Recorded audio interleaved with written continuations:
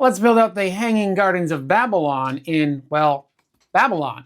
Designed by Olivier Gregoire, produced by Geek Attitude Games, and this is an amazing 3D puzzle building game where you're just going to be taking tiles, getting your pillars as resources, and then building out this lovely thing of Babylon.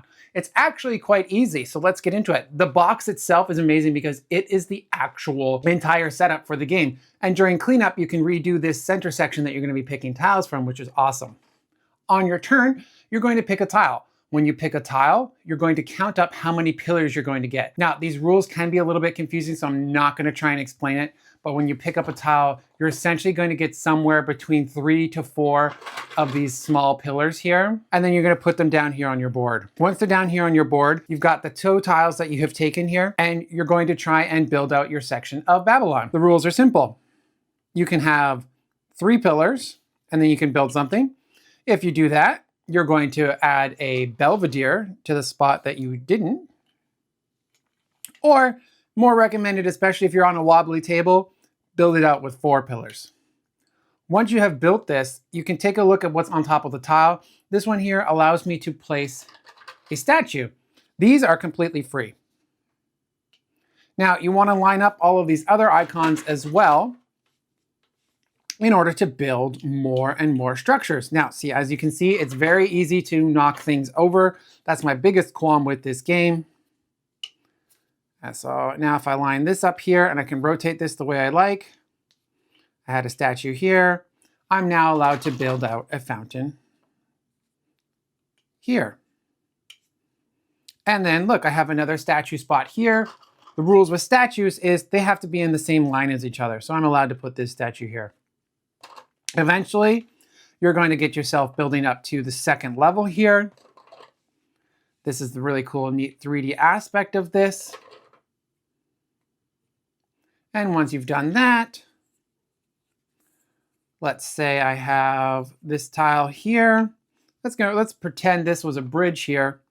Or not a bridge, sorry, a stairs. And then I would be allowed to build stairs. The other types of tiles that you can end up building are bridges. These ones require you to have a gap.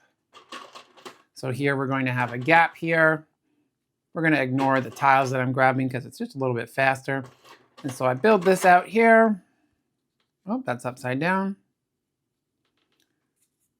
And we'll pretend that was a bridge tile. And then now we have built a bridge.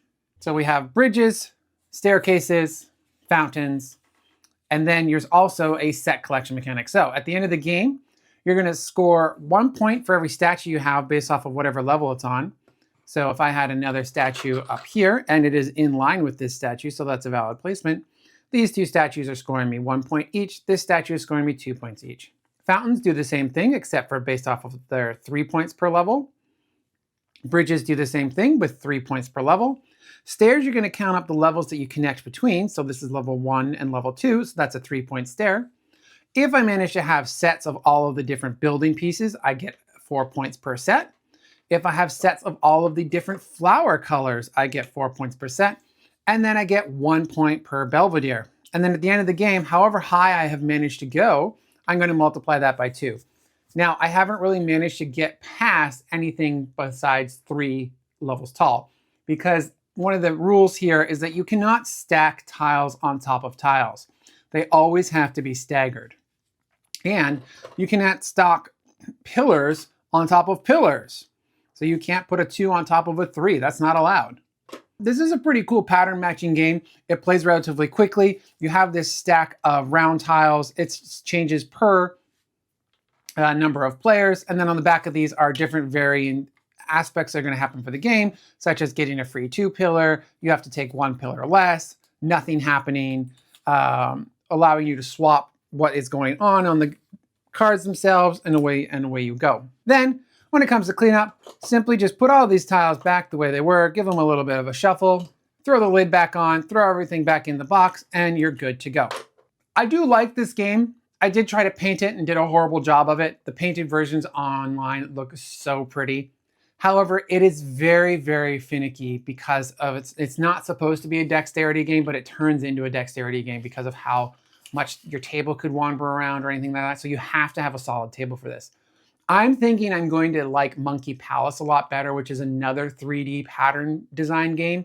And it's built with Lego pieces, so it's not going to fall over. So I'm excited to get my hands on that and give that a check out. So make sure you like, subscribe, follow along, and we will see you next time for whatever adventures we get into. Bye.